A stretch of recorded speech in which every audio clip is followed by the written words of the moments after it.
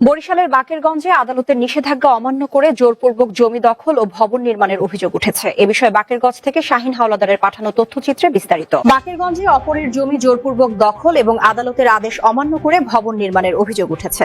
এ ঘটনায় দুপক্ষের মধ্যে চরম উত্তেজনা বিরাজ করছে। বাকেরগঞ্জ উপজেলার দুধল ইউনিয়নের গোমাগ্রাম ছত্রাস বাজার সংলগ্ন এই জমিতেই চলছে পাকা ভবন নির্মাণের তোড়জোড়। অভিযোগ উঠেছে, পৈতৃক ও ক্রয়সূত্রে পাওয়া অন্যের জমি জোর করে দখল করে এই স্থাপনা তুলছেন স্থানীয় প্রভাবশালী মেহেদি হাওলাদার। ভুক্তভোগী জসিম হাওলাদার জানান, 1840 দাগের জমিটি তাদের পৈতৃক সম্পত্তি, কিন্তু প্রতিপক্ষ মেহেদি হাওলাদার গায়ের জোরে সেখানে ভবন নির্মাণ শুরু করেন। এ নিয়ে আদালতে যাওয়ার পর শান্তি শৃঙ্খলা রক্ষায় কাজ বন্ধের নির্দেশ দেওয়া হয়, কিন্তু সেই নির্দেশকেও তোয়াক্কা না করে পুনরায় কাজ চালিয়ে যাচ্ছেন অভিযুক্তরা। তবে অভিযুক্ত মেহেদি হাওলাদারের দাবি, আদালতের অনুমতি নিয়েই তিনি নিজের জমিতে ঘর নির্মাণ করছেন। আদালত তাদের অংশে অনুমতি দিলেও তারা ক্ষমতার দাপটে আমার পৈতৃক ও কেনা জমি দখল করে পাকা দালান বানাচ্ছে।